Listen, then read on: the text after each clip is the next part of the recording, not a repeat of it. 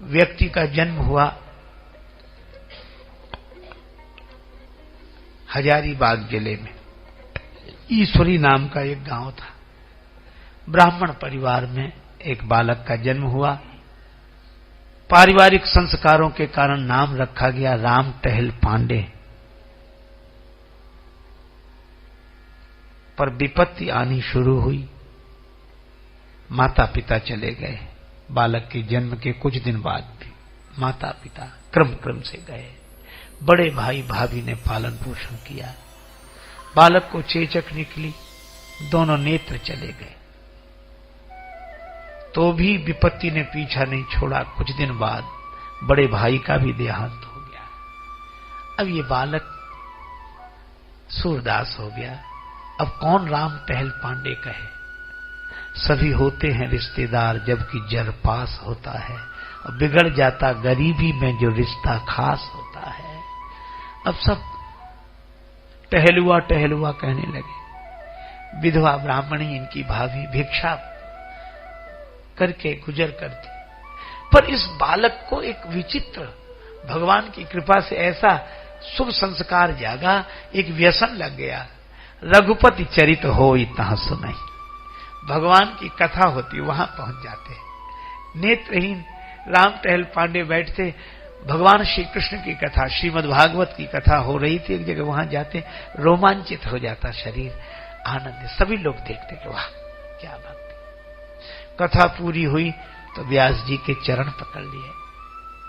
महाराज मैं अंधा आदमी हूं, गरीब आदमी हूं, पर कथा मुझे बड़ी प्रिय लगती है। आप बोलते हैं तो मैं आपके चरण दबा दिया करूंगा। आप कपड़ा दे दिया करो, वो धो दिया करूंगा, कुछ न कुछ सेवा कर लूंगा, पर मुझे कथा सुनने को मिलती रहे। आप व्यास जी पुलकित हो गए। धन्य है ऐसा भाव।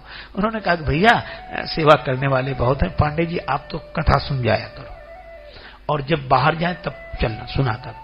ठीक है महाराज। गांव से 2 मील दूर पर कथा हो रही थी। राम टहल पांडे रोज जाते, सवेरे सवेरे स्नान करके तैयार होते। भाभी हमें भोजन, मैं कथा सुनने जा रहा हूं। भाभी कहती ऐसे नहीं, भोजन बना दिया, साथ में लेकर जाओ। मध्याह्न में जब श्रीमद् भागवत कथा का विश्राम हो तो प्रसाद पालन। ठीक है, नित्य यही क्रम। एक दिन ऐसा भयंकर मौसम, बादल छा गए, गरजने लगे, बरसात का समय।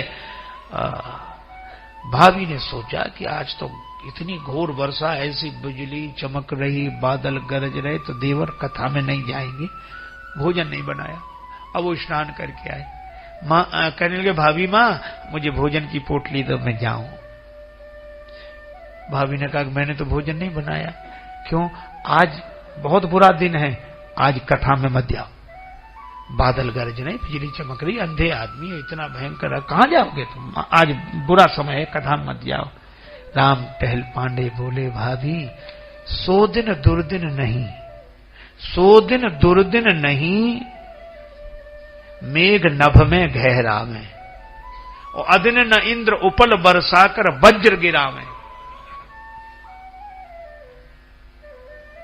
100 दिन दुर्दिन नहीं, उदर को अन्न न पावे, प्रेमी संबंधी जन बिछुरत जावे और दुर्दिन नहीं विनीत कोई, जेती विपति बखानिए, पर श्रवणन परे न हरि कथा, 100 दिन दुर्दिन जानिए। कहे हनुमंत विपति प्रभु सोई, जब तव सुमिरन भजन न होई। ऐसा कह के राम टहल पांडे ने अपनी लकड़ी हाथ में ली, बिना भोजन के पैदल पैदल चल दिए। बरसात हो रही है, रास्ता भी ऐसा, लेकिन चले जा रहे। भगवान की कथा शुरू हो गई, जल्दी चलो, देर हो गई, चले जा रहे। अब अनुमान ही तो था नेत्रहीन इस भक्त का, तो 2 मील से कुछ पहले ही गांव समझकर नीचे उतर गए। नीचे उतर गए, उधर जंगल। अब आगे बढ़ते जाएंगे, शायद अब गांव आए। दैव योग, कुआं था एक, उसके किनारे कोई घाट वगैरह ऐसे नहीं बना था जिसकी ओट होती, गड्ढा जैसा था, उसी में गिर गए। पानी नहीं था उस कुएं में, अंधा कुआं, कोई पानी नहीं, उसी में गिर गए। अब कुएं में गिर गए। आप पीड़ा जाए हुई कि कथा नहीं मिलेगी आज। पहली बार हृदय से प्रार्थना की, भगवान मात पिता बर बंधु लियो, दुख घोर दियो सबही सुख छीनो। माता पिता आपने छीन लिए, मैंने शिकायत नहीं की। दुख मिला, मैंने शिकायत नहीं की। बड़ा भाई चला गया, शिकायत नहीं की। एक बात और, ताहू पे तोष न देव तुम्हें, जग में अंधरों अखियां न सौंकी। नेत्रहीन बना दिया तो भी शिकायत नहीं की। और आज भी कह रहा हूं, जावे चले सुख भोग सवे, बर कूप में डार भले ही मोहि दीनो। आपने कुएं में भी गिरा दिया, इसकी भी शिकायत नहीं। फिर एक ही प्रार्थना है, क्या? दुख विनीत यही दृगहीन सो, छीन कथा को वृथा दिन लीनो। इस दृगहीन से, इस अंधे से कथा का दिन तूने छीन लिया। पर यह प्रार्थना प्रभु श्री हरि स्वीकार करते हैं, खुदा मंजूर करता है सदा जब दिल से होती है।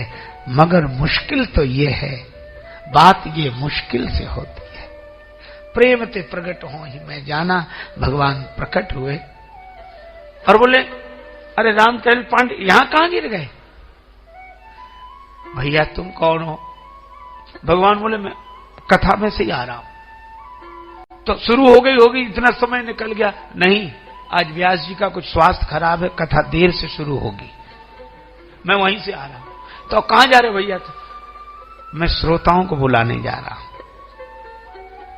उर प्रेरक रघुवंश विभूषण, पांव दे यही मार्ग जा, अति हरि कृपा जाहि। तो भैया 2-4 लोगों को बुला लो, रस्सी ले आओ, हमें कुएं से बाहर निकाल लो। भगवान बोले, कुआं है ही नहीं है, गड्ढा है, हाथ पकड़ लो मेरा, मैं तुम्हें बाहर निकाल लूं। तो भैया इस कुएं से पार हाथ पकड़ के निकाल लोगे? भगवान मन ही मन बोले, अरे भक्त या कूप हित निवल न मोह विचार। अरे भक्त या कूप हित निवल न मोह विचार, और केते जन भवकूप से मैंने लिए उबार। भवकूप से, ये तो कूप है, तो मेरा हाथ पकड़ लो। भगवान ने हाथ डाला।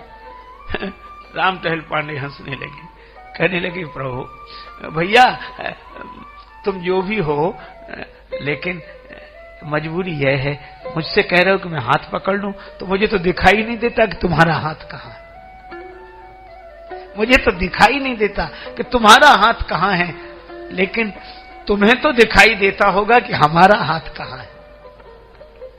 मुझे नहीं दिखाई देता कि तुम्हारा हाथ कहां है, पर तुम्हें दिखाई देता कि हमारा हाथ, तुम ही पकड़ लो। भगवान ने हाथ पकड़ा, बाहर निकाल लिया। जाओ कथा सुनने। अच्छा सुनो, एक काम करना, मैं ये पुष्प दे रहा हूं, पुष्पांजलि चढ़ा देना भगवान को। पुष्पांजलि, अच्छा कथा में पुष्पांजलि चढ़ा? हाँ। तो मैं अंधा आदमी रोज कहां से पुष्प लाऊंगा? भगवान बोले, चिंता मत करो, रोज मिलेंगे। तुम माला झोली में जब हाथ डालोगे कथा के समय पुष्प मिलेंगे। पांडे जी ने सोचा कि ये कह रहे हैं, कोई ना कोई दे देगा। गए, अब ये गए, कई जगह चोट लगी थी, रक्त बह रहा था।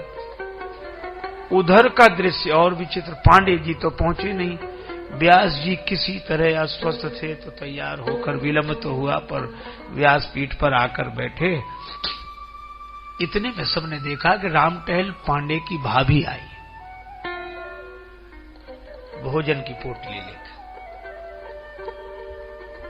और यह कहा कि आज देवर बिना भोजन लिए आ गए। वो कथा में रोज आते हैं, तो मैं बात में आई हूं, ये उनको भोजन दे देना। अभी नहीं पहुंचे तो जब पहुंचे तो भोजन करा देना। और ऐसा कह के प्रणाम किया और एक पान चढ़ा दिया। पान, फूल फल तो पान ही चढ़ा दिया। व्यास जी ने वह पान देखा, उसको प्रसाद समझ के ग्रहण किया। अस्वस्थता दूर हो गई, स्वस्थ हो गए, कथा हुई, बड़ा आनंद। जब तक राम टहल पांडे आए, अरे आओ आओ आओ राम टहल पांडे, कहां रह गए थे? तुम्हारे लिए कथा। भैया मैं गड्ढे में गिर गया था, किसी उदार आदमी ने हाथ पकड़ के निकाला। लोगों ने कहा वहां तो कुआं है, गड्ढा कहां? भैया अब जो भी हो, बहुत मधुर वाणी थी और बड़ी उदारता से वो अकेले ही थे। उन्होंने कहा किसी की जरूरत नहीं, मैं अकेला काफी हूं तुम्हें उद्धार पार करने के लिए। लोग हृदय में भाव से भर गए। कथा में विशेष आनंद आया। राम टहल पांडे ने पहले भोजन किया। सबने कहा कथा बाद पहले भोजन करो। एक एक ग्रास पर उनके शरीर के लगे घाव ठीक होने लगे, चोट ठीक होने लगी और बड़ा आनंद हुआ। आज किसी विशेष मस्ती में ही राम टहल पांडे हाथ में थाली और वो कटोरा लेकर लौटे। घर में प्रवेश करते ही बोले, भाभी मां आज तुम न जाती तो मुझे भोजन न मिलता, लेकिन मुझे क्षमा करो, मैं नाराज होकर चला गया, तुमसे भी कुछ अपशब्द कह दिया, अब क्षमा करो। भाभी बोली मैं तो कहीं गई नहीं, मैं तो यही हूं, तुम भोजन लेकर नहीं गई, ये बर्तन कहां से? बोले मैं नहीं जानती। रात्रि भर भगवान के गुण याद करके राम टहल पांडे पुलकित होते रहे। दूसरे दिन सवेरे सवेरे कथा में पहुंचे तो व्यास जी कक्ष में थे। कहा व्यास जी आ गए? नहीं, अभी पूजा कर रहे हैं। और जब राम टहल पांडे ने सुनाया कि व्यास जी हमारी भाभी तो आई नहीं थी भोजन लेके, कौन आया था? व्यास जी पुलकित होकर एक ही बात कह रहे थे, करुणा निधान, करुणा निधान दयावान प्रभु आप, विपद विदारवे को बाह बढ़ावत हो।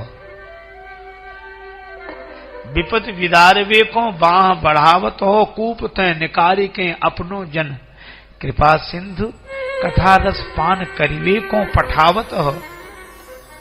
और पान मिस पुराण के प्रमाणिक प्रसंग दे के कथा रस पान या मुखसों करावत हो। और अंत में व्यास जी रोते रोते मुस्कुराने लगे कि लेशहु लाज कमलेश जू न लागत तुम्हें, लेशहु लाज कमलेश जू न लागत तुम्हें, भक्त हित भाभी को भेष धरि आवत हो।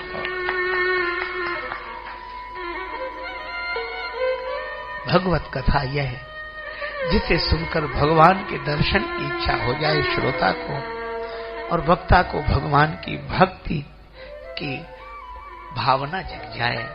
ये भक्ति भगवान अपने जीवन को धन्य करें, बस यही सत्संग है। और यह सत्संग जीवन में आ जाए तो भगवत कथा का रस और आनंद जीव को मिलता है।